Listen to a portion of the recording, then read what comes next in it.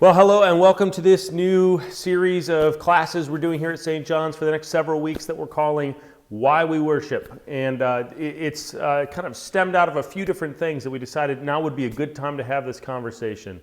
First, just a few weeks ago, Pastor Nate, Sarah, our Director of Youth Ministry, and I were teaching confirmation students about the third commandment. And of course, you remember that the third commandment is that we should remember the Sabbath day and keep it holy.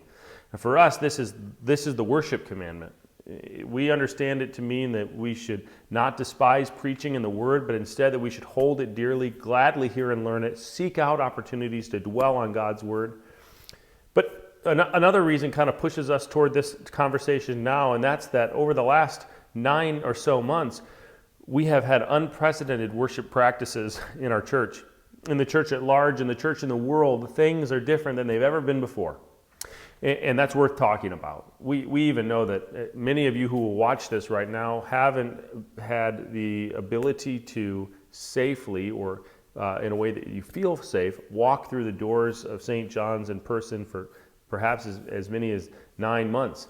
And that is that's reasonable right now. And in this time, we're just so thankful that God has given us means to communicate outside of just in-person communication, but we also know that is not a good long-term plan, as any of you could say, and that we long for the day when other aspects of our worship could be more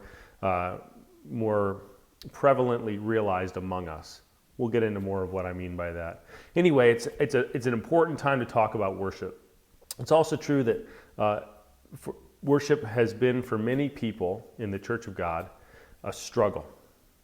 It's a struggle to understand. It's a struggle to participate in. It's a struggle to prioritize. And so we're going to talk about how those of us who are engaging with this material right now, but those of us who desire long in our hearts to follow our God closely, how we can elevate the practice of worship in our lives and in our hearts and in our minds, in our devotion to our God, how it truly can be an act of devotion to Him, piety, expression, but how we can understand that God comes to us in this event. So in order to do this, I'm going to walk through some kind of key components of what worship is. We're going to have subsequent weeks beyond this where we talk about some specifics about what God has done in both His Old and New Testaments in inviting us to worship. We'll talk more about some of the practices we do in worship.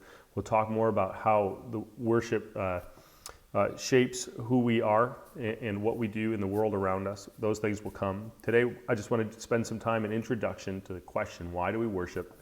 By looking at 4 ways that worship is kind of important. That'll be kind of our key for us. And I've got an image of these arrows here that I'll throw up on the screen for you.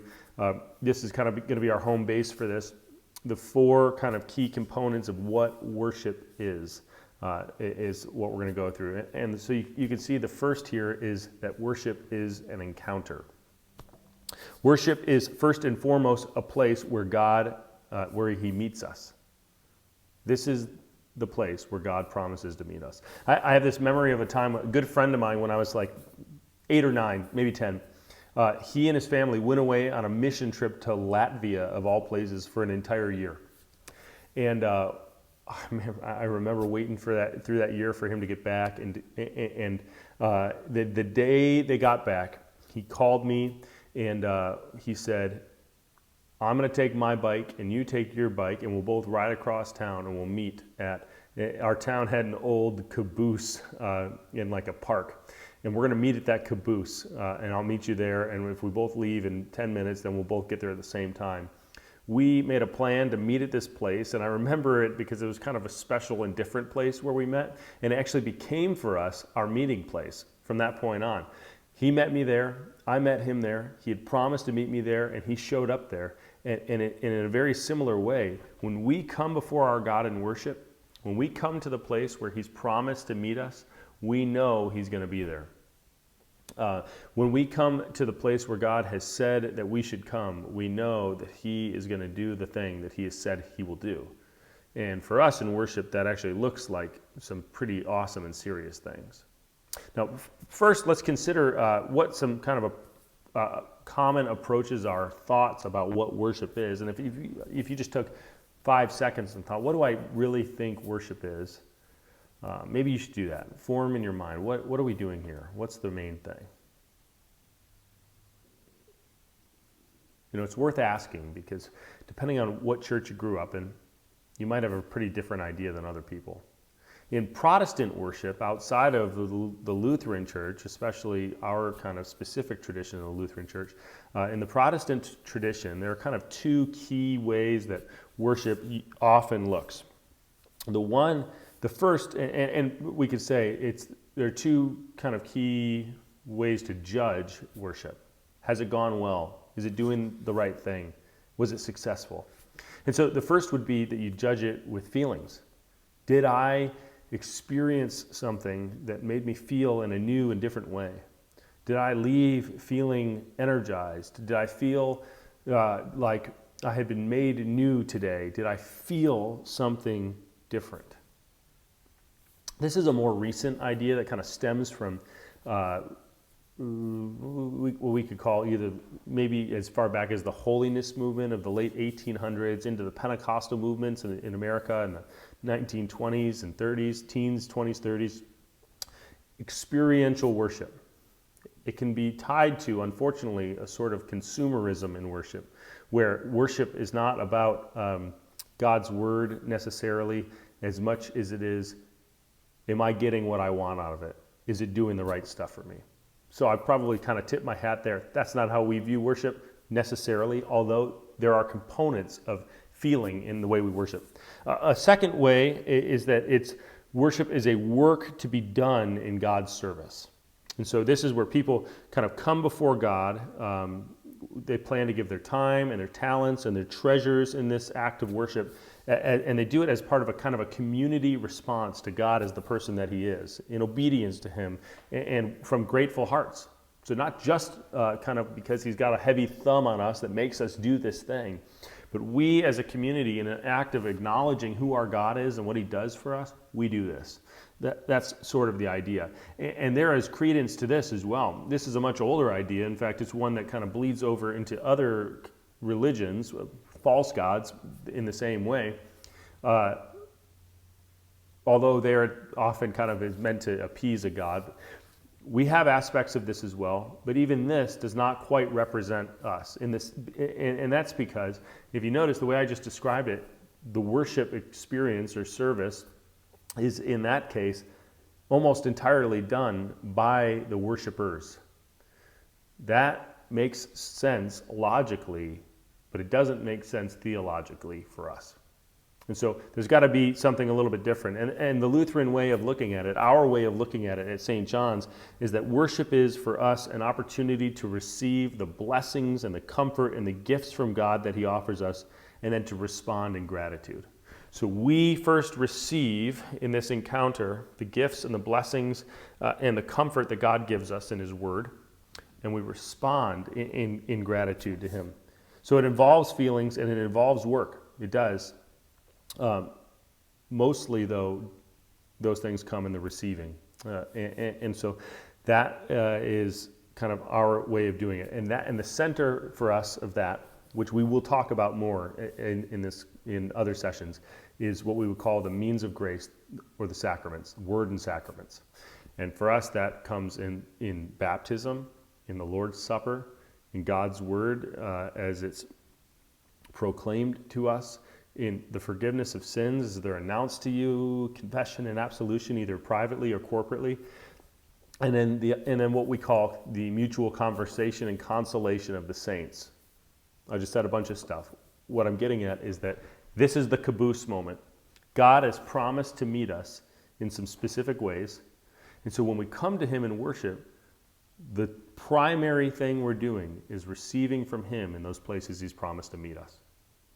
God hasn't promised to meet us at Chestnut Ridge Park on a Sunday morning in the beauty of his creation. Although he is present, as he is everywhere, and although he is present in your heart because you are baptized, the place where he's told you to get to is in his presence in worship.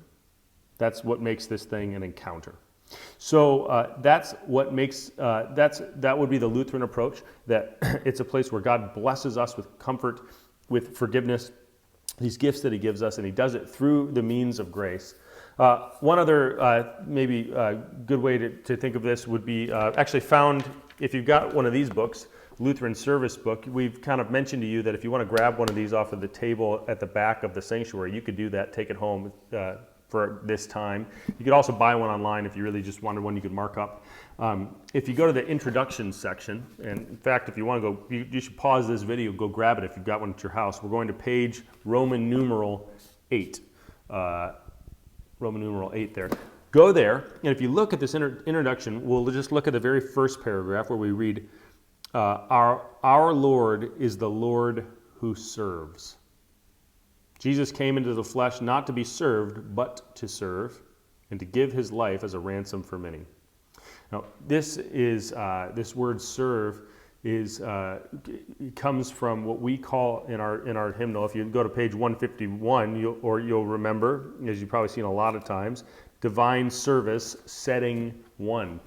Divine service, God's service, setting one, and we've got, and that's what we call our worship service. So, what does it mean that we say it's a service? Well, there's two kind of sides to this. One, we just saw set out here. God serves. We have a God who serves. Divine service, God's service. He serves us here, and that's in that word and those sacraments that he serves us in our worship. He comes to us to do for us. He meets us where he said he would to do for us. So that's one aspect of it. The second, though, if you look down to the second paragraph, is a second way, if you look to the third paragraph there, which we'll come back to again, but the Lord's service calls forth our service in sacrifice. So, divine service could mean two things. It could mean we serve God, and it can mean God serves us, and both are right in the context of worship. And they're both why we worship. Those are kind of important things. Now, on the word encounter, I just want to make a couple other points just to kind of get your mind thinking about what's happening in worship. Our worship is an interaction with God. It's the caboose moment, the place he's promised to meet us. Our worship, though, is also an encounter with God's creation. If you think about the flicker of a candle, which is kind of a fundamental element of the earth, right? Fire. If you think about the other humans in the room, which we'll talk about in a second. If you think about the light coming through the windows, if you think about the colors in the windows, which are expressions of the creation all around us.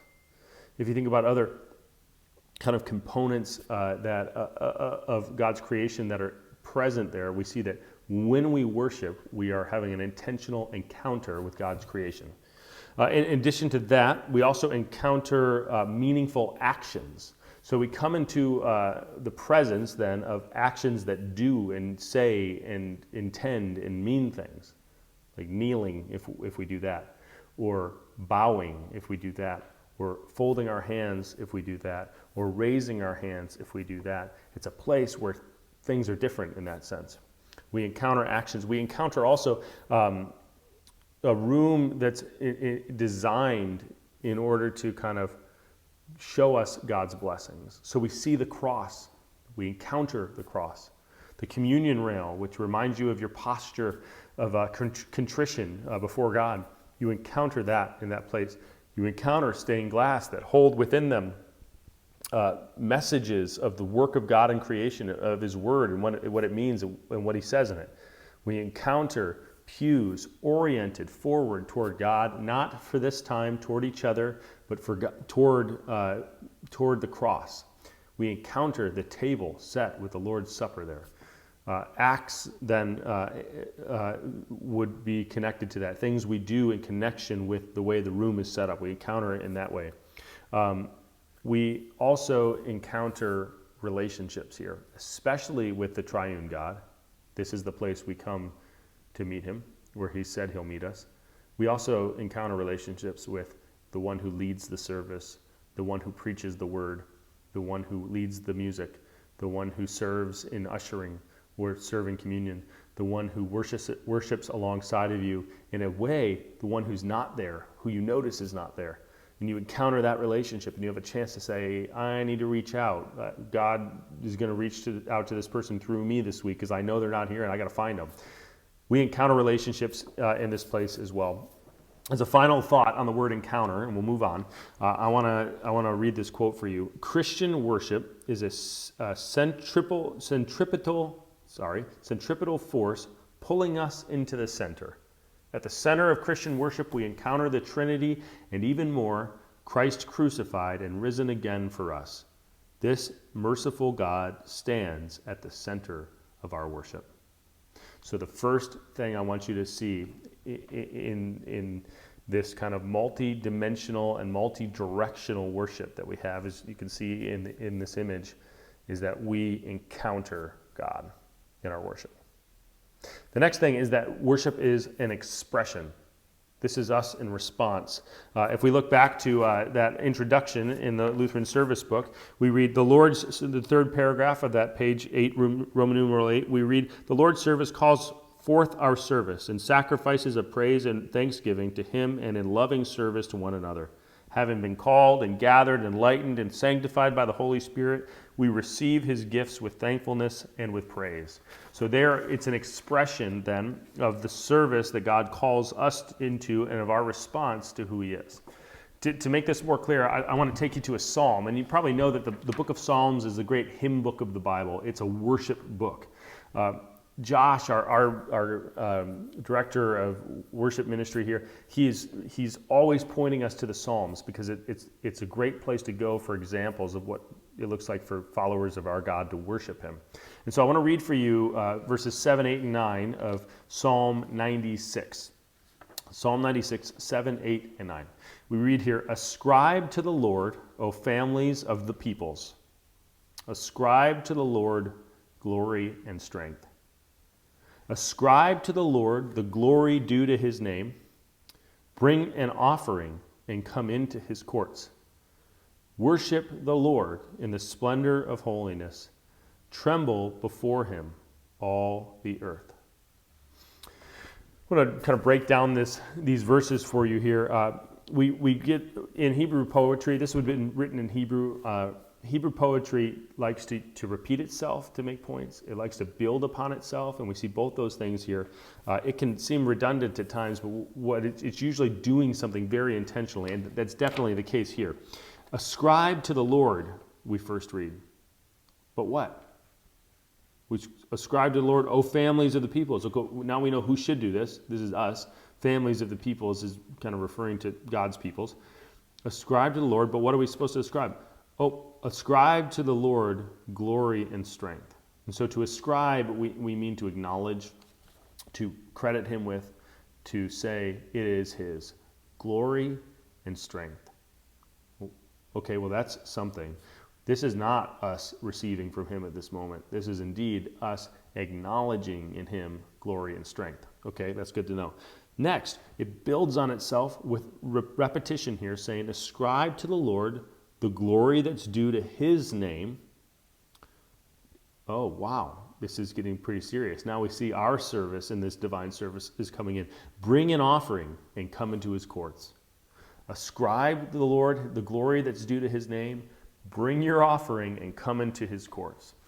We see here that the act of bringing an offering is a huge part of the worship that we do. And we don't read that only to mean bringing your physical monetary offering. A material offering is an incredible way to worship your God. It's a wonderful gift that He's given us that we even can do that. It's kind of comical. Sometimes my kids, when they've got some money burning a hole in their pocket or their purse, they will offer to pay for things. I don't know. I will be out to eat, and someone will say, "Oh, I want to buy dessert with my money," which is kind of a fun idea. Except for I'm sure that they either got that money from the top of my dresser, which they would never acknowledge, or from us in some way or another anyway. In other words, they want to buy me dessert with what's probably my money in the first place. And that's beautiful that they believe that they can serve me in that way as if it didn't kind of stem from me there. on such a larger scale, our God gives us the gift of bringing a gift to him. It's a great irony in the idea that we would even think we could bring him a gift, except for he's given us that idea that we could do it. So we ascribe to the Lord by bringing an offering. That's an incredible thing. That offering could and should also mean offering yourself as a spiritual act of worship, as Paul says in the New Testament. This means offering your time. This is the moment where the call that you make the Sabbath day holy in your life becomes pretty serious. This is the moment where you say, I can't sleep through worship again today because God has called me to offer myself to him, to bring an offering and to get into his courts, to meet him at that caboose, so to speak. Man, that metaphor does not make a lot of sense out of context. I hope it's working for you. Okay, so worship the Lord, now the last line, worship the Lord in the splendor of his holiness. So this is come before him, encounter him in the splendor of his holiness, tremble before him all the earth. We get a glimpse there of the witnessing component of our worship, which we'll talk about in a second. So the word worship comes from the Anglo-Saxon term worthskype. Worthskype. I don't know if I'm pronouncing that right. It's something like that, which is basically literally the word worth and the word ship. Worthship. Worthship. Worship. Say worthship 3 times fast. Worship is worthship, meaning like a relationship, meaning worthiness. So when we talk about worship, what we're saying is we're coming to ascribe worthiness. That's the thing that's happening. And so we're acknowledging that he is worthy of our praise, and therefore we can only worship the one who is worthy of our praise. What's he worthy of? He's worthy of our time. He's worthy of our talents. He's worthy of our treasure. He's worthy of our acknowledging that he is the creator. He's worthy of us calling him who he's told us he is. He's worthy of us laying our lives down in front of him. He's worthy of us putting aside our preferences and our desires and things that we might like a little bit better. He's worthy of us suffering through noisy kids, whether our own or somebody else's. He's worthy of our worship, our presence, of our coming to his courts to lay down an offering. That's what he's worthy of. Now, how do we express this? Our senses are a big part of worship. We receive through the senses in worship by hearing God's word proclaimed, by seeing the beauty of the space perhaps that's set up, or seeing the things that are set there for us to kind of like to give us a sense of what we ought to be thinking. Sights, sounds, smells in the sanctuary usher us to a place then of response. I hope that makes sense. There's a word that's often used for worship, kind of more often outside of Lutheran circles, which would be it's a service of celebration, a time of celebration, which is a pretty good way to think about it, but only in the context of celebrating that which God has done. So only if our celebration is an ascribing of glory to the one who deserves it, does it really make sense as a celebration. We have to be careful that it's not a celebration of stuff we've done, stuff our neighbor's done, stuff somebody else has done. It's got to be a time where God is celebrated. That's expression. You can see how that kind of looks in these arrows here. So we have encounter and we have expression. Next would be education. Luther talks about how worship is an education process. He said specifically, I'm going to read a quote for you on liturgical worship practices. Liturgical, by the way, means ritual. We use liturgical often to talk about the early service, organ-led, as we say at St. John's. All worship is liturgical. All worship is ritual. And that's a good thing, I'm going to argue. Luther said on those practices, they are essential, especially for the immature and the young, who must be trained and educated in the Scripture and God's Word daily, so that they may become familiar with the Bible, grounded, well-versed and skilled in it, ready to defend their faith and in due time to teach others to increase the kingdom of Christ. Wow, there's a lot there. An example of what this might look like, if you have rituals in worship, they're set up in order to teach, and especially a kid. You can imagine a kid who It doesn't come from a kind of a ritual worship. If you were to ask them, how many gods are there? And they've been around Christians enough, or in some kind of worship, but not something that's kind of set up in a way that's meant to give teaching rituals, they might think that there are 3. In fact, I've asked 6th graders, 7th graders, and 8th graders how many gods are there, and they have confused themselves into thinking that there are 3 gods. Well, you know and I know that there's one God, a triune God. One of the reasons we know that is we have heard the prayer many times ended, one God, now and forever. Amen. Right? So if I hear that over and over and over, it's not just that it's part of my prayer, but it's also that it continues to teach me that there is one God, now and forever. Amen. So much of the way that the services in this book are designed is literally directly from God's Word. And the reason for that is that in our worship, we want to make sure we understand that because all worship is ritual, and therefore all worship is also educational, we'll talk about that more in a second, God's Word must be at the center of what we're doing. Our worship is what we could call word-oriented. All of it surrounds and is based in God's Word. Somebody once said, worship is a safe learning environment because the Word of God has primary place in this gathering. Who's doing the teaching then?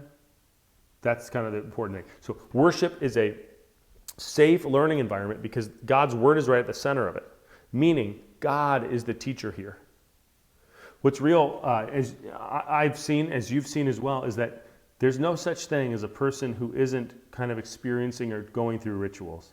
The question is, are you going through rituals that are word-oriented, or are you going through rituals that are world-oriented? So are you going through the ritual of getting up on a Sunday morning to go to hockey practice? Are you going through the ritual of spending your Wednesday evenings on your way to gymnastics with your kids? Are you going through your ritual that is reading the paper and having brunch, or just sleeping in on a Sunday because you got up early to do something else on Saturday? Those are all rituals, and they actually educate on what's primary in the life of a person. They continue to tell the person that's going through them what's most important. So a kid who is kept out of worship is told every time that they are that there is something else of a higher importance than what we're doing. Education cannot be gotten away from.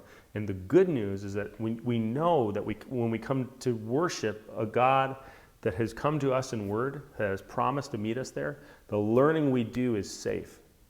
We don't have to be concerned that what we would learn in the presence of His Word would be the wrong thing for us, because God Himself is the teacher through that which He's read. I hope you can see then that this becomes an aspect of worship that really turns up the urgency for us. This is why it's so important that we're able to be back together in worship as soon as possible. This is why, even though it's a very good thing for us to be able to worship online right now, the idea that so many components of our worship service that continue to point us toward the Word of God, like the stained glass windows along the sides of the room, like the responsive readings of a psalm, like the Bible in the pew in front of us, all of those things that point us back to Jesus, it's not a good thing for us to be missing those, because they're ways by which God continues to teach us. If you've ever raised a child in the faith, you probably know that you didn't have to work very hard to teach them the Apostles' Creed or the Lord's Prayer. In fact, if you were faithful in coming to worship with those children, then they knew the Apostles' Creed and the Lord's Prayer because they heard them so often. That might sound a little bit like indoctrination, and I think it's because it is a little bit like indoctrination. My kind of what I'm arguing is that it's educational, formative for us, as opposed to what the world would teach us and form in us in the same exact time. Let me see if there's any other notes that we should make here. The liturgy that we're kind of doing is how we're taught here. So those rituals are how we're taught, even if they're the rituals of kind of more modern rituals. And that becomes important then, because the way we behave in worship forms what we believe as we come out of worship. There's that one of the most important things that implications for us there is that the person who leads worship must be well educated on the history and the theology of what's going on, so that we can be sure that we're teaching rooted in God's word the way that he would have us do it. That's one of the reasons Pastor Nate and I spent all those years at seminary, so that we can lead you being certain that we're doing it the way that God would have us do it, as is expressed to us in his word. Finally, worship is an ongoing practice, and even the ritual of formation is an ongoing practice, because the world continues to butt up against us. And so we don't ever stop thinking that worship is educational. And I think that those of you who are in your 80s or 90s or 70s or 60s and have been worshiping with us here at St. John's, or just in general, faithfully your whole life, would be the first to say, yes, I'm still learning from God in the context of his worship service. One final point on this, the education thing, and Luther alluded to this, worship is absolutely, if not primarily, a place for children to be. It is a place where we are learning who our God is and what he has done for us, and it is absolutely a place for worship to be. A kind of a simple pedagogical truth, or a truth about how it is that children learn best, is that predictability for them is a good thing.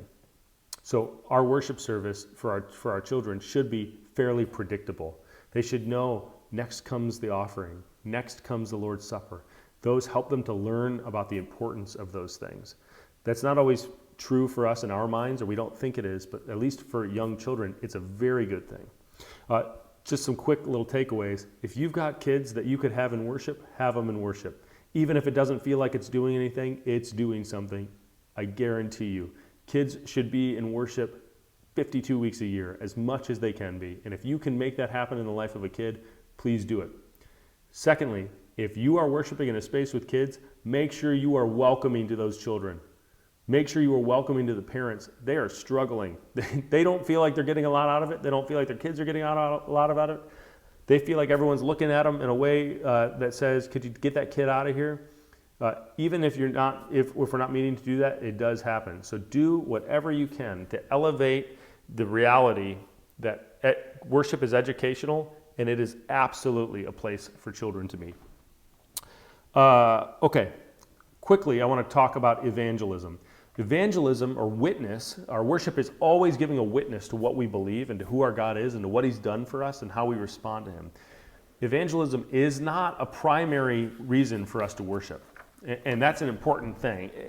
I think it's very often true that we want it to be that, because it's kind of a primary point of contact that we have with each other. But it's better to say that we don't worship in order to evangelize. Instead, we witness to the world in order to create worshipers. We don't worship in order to create Christians.